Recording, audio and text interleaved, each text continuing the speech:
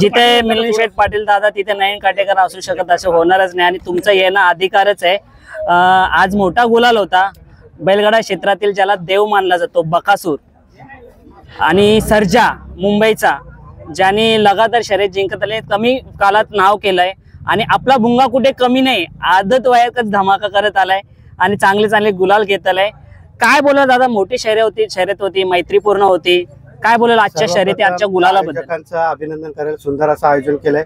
खास करून मी कमिटीला धन्यवाद करेल, कारण की बघा भुंगावरती प्रेम करणारा, त्याच्यापेक्षा जास्त प्रेम करणारा असा म्हणजे आपला बैलगाडी क्षेत्रातला आपला देव मानतो आपण, ज्याला मी देव मानतो, असा आपला दशम हिंद केसरी आपला बकासूर होता। कारण की आज घाटावरून तो इकडे पळाला होता, बाकी तिन्ही बैल मुंबईची होती, पण बकासूरची गाडी बघण्यासाठी असंख्य पब्लिक त्याची वाट बघत होती, म्हणून कमिटीने असा डिसिजन घेतला का ती गाडी लवकरात लवकर सोडण्यात यावी आणि प्रेक्षकांना त्याचा आनंद यावा। त्यासाठी मी कमिटीचे खूप मनापासून धन्यवाद करतो। आणि ही जी गाडी होती ही मैत्रीपूर्ण होती, बकासूरमध्ये पण भुंगा पळालाय आणि घोटचा सर्जामध्ये पण भुंगा पळालाय, ही घरचीच बैल होती, चारी सुंदर गाड्या पळाल्या। आणि आपले सर्वांचे लाडके, आपले सगळ्यांचे चाहते नाना ड्रायव्हर असल्यामुळं आम्ही सर्व ग्रुप निश्चिंत होतो, म्हणून आम्ही उजवीला नाव दिलं। याच्या पहिला पण आमची एक गाडी झाली तेव्हा पण आम्ही समाधान होतो आणि नानांनी तेव्हाही गुलाल प्राप्त केला होता आणि याही गाडीवरती गुलाल प्राप्त केला।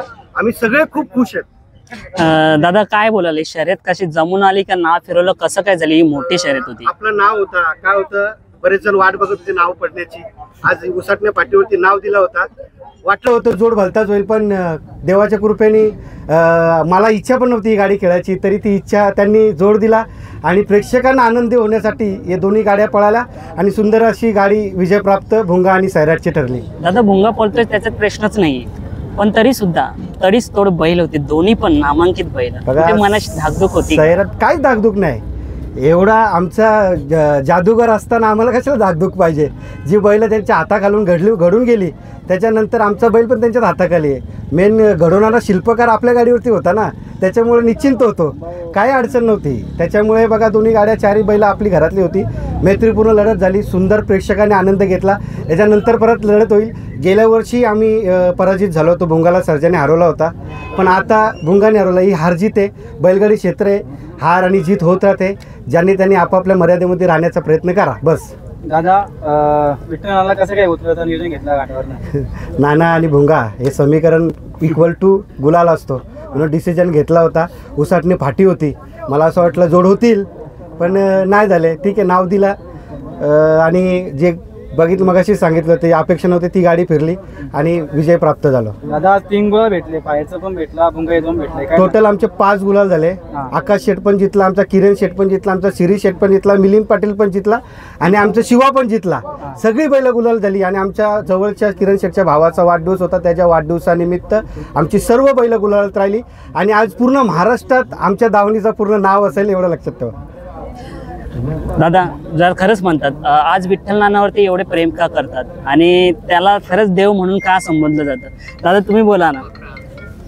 नाही ना नाना, आज तुमचं बोलणं शेटलाच बोलते नाना सगळ्यात जास्त प्रेम बकासूरवर करतात, आम्ही पण करतात, म्हणून कसं आहे शेवटी ड्रायव्हरचं काम ड्रायव्हर करतं, नानांचं काम नानांनी केलं।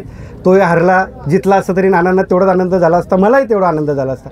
आपण जितलं तरी आपल्याला तेवढाच आनंद आहे, कारण की ही बैल आपली मैत्रीपूर्ण आहे, उद्या चालून एकत्र पण पळतील, आज विरोधात पण पळतील। नानांचं बकासूरचं प्रेम जगजाहीर आहे, हे प्रेक्षकांना सुद्धा माहिती आहे। आज विजयाचा गुलाल जरी घेतला असेल तरी नाना जितकं पाहिजे तितकं आनंदी नाही, कारण का त्यांचा सुद्धा तो आवडीचा बैल आहे। बघा सर्वप्रथम आपण देव मानणार आहे, आज त्याला हरवलं म्हणजे आपण म्हणजे असा विजय पण नाही केला पाहिजे, पण बघा बैलगाडी क्षेत्र आहे, प्रत्येकाला जितल्यानंतर आनंद तर होतो, तसा आम्हाला पण आनंद झाला आणि सुंदर असे गाड्या पळाल्या। दादा तुम्ही नेहमी शांततेने संयमाने खेळ करता, काय सांगाल त्याबद्दल? शांतता संयमाची हे बघा आज आपली अखिल भारतीय संघटना जी कार्यरत असते, जी काम करते, आज सगळे वाघ एकत्र करून संघटना आपली काम करते आणि आज आपण मैदानात आल्यानंतर आर्यरोगीची भाषा नाही केली पाहिजे, सगळ्यांना बरोबर लढत खेळतो ती मैत्रीपूर्ण केली पाहिजे। आज आपण केल्यानंतर उद्या आपल्याला 100% हिनवतील आणि ज्यांना जो आम्हाला हिनवल त्याला आम्ही सोडणार पण नाही, लक्षात ठेवा। दादा तुम्ही ठरूनच आलेले का आज 2 शर्यती खेळू? आज 2 काय लवकर झाले असते 3 पण केल्या असत्या, पण काय आता पावसाचा मोसम नाही तर 100% अजून एकदा नाव दिलं असता. तिन्ही फेऱ्या पळायची सवय भुंगाला. आता भुंगा एवढा म्हणजे आजारातून लवकर रिकवर झाला नाही, काही महिने लागले, त्याच्यानंतर तो येऊन म्हणजे गुलाल घेतच आला. हा मोठ्या अभिमानाची या गोष्ट आहे. भुंगावरती प्रेम करणारा सर्व जेवढे पश्चिम महाराष्ट्र, मुंबई, विदर्भ, जालना वगैरेचे जेवढे माझी सगळे मला काही महिलाही फोन करतात, त्यांचं प्रेम आणि त्यांचा आशीर्वाद आहे. त्याच्यामुळे आज माझा भुंगा त्यांच्या प्रेमासाठी आज महाराष्ट्रामध्ये दंगा करतोय. आता मैदानात तर मी नव्हतो, सुट्टीपासून सुट्ट्यापर्यंत कशी गाडी धावली आहे बघा माझे सगळे सुट्टी मेकर आहेत, माझे सगळे मित्रमंडळी. आज नावं घ्यायला गेलो तरी भरपूर टाईम लागेल. सगळ्यांचं मी मनापासून धन्यवाद करतो. आमचे नामदेव, रामदास वगैरे आमची सगळी सुट्टी मेकर, आमची भंगारपाड्याची मंडळी, आमच्या किरण शेठ, SYP ग्रुपची, आमची सगळी सावकर ग्रुपची मंडळी, कुंटोळीतली जेवढी आमची मंडळी आहेत, आमचा आकाश शेठ राऊत असेल, म्हणजे जी भावांची माझी साथ आहे, त्याच्यामुळे आपण सगळेजण. दादा हा वर्ष म्हणजे भुंगासाठी तुमच्यासाठी चांगला सुद्धा ठरला, काही वाईट सुद्धा ठरला त्याला लागल्यामुळे. आणि त्याच्यानंतर आई एकविरीचा प्रथम क्रमांक केला 3 फेऱ्यामध्ये. तो एक मोठा गुलाल म्हणजे कुठेतरी भुंगा बिनजोडचाच नाही, 3 फेऱ्यामध्ये सुद्धा तो नंबरला राहतो, 1 नंबर करू शकतो. आणि त्याच्यानंतर आज सीझन संपत आलाय आणि आपला दादानी सांगितलं की हा आणि 18 तारखेचा मैदान शेवटचा, प्रवीण पाटील दादानी सांगितलं शेवटचा मैदान आहे आणि शेवटच्या मैदानाचा हा दिवस आणि हा गुलाल, मोठा गुलाल आपण घेतलाय. काय बोलला? काय मला तर इच्छा आहे भुंगाला इथे ठेवायची, पण नाना आलेत म्हणजे 100% तिकडे 3 फेऱ्याचं नियोजन करून आलेत. त्यांनी मला सांगितलं नाही, पण जाताना जर घेऊन गेले तर मी तर आज समजा पाठवणार नाही, कारण की आज एवढ्या गाड्या चांगल्या झाल्यात आणि थोडा सगळी मंडळी भेटायला येईल, त्यांना पण आम्ही भुंगाला बघायसाठी तिकडे जमतील. त्याच्यामुळे नानांसाठी आज थांबून ठेवू, उद्या नानांना पण आज वसील ठेवू. उद्या जाताना बैल नेतील का नाही त्यांचा डिसिजन आहे, बघू कसं काय करायचं, पुढच्या मैदानामध्ये काय करायचं ते. नाही शेटबद्दल काय सांगता? तो भाऊ आहे माझा, तो त्याला सांगितलं पण नव्हता. अचानक टेम्पोमध्ये बैल येताना बघितला आणि आश्चर्य झालं, शेठ मला मग फसवला ना. पण शांततेमध्ये कार्यक्रम केला पाहिजे.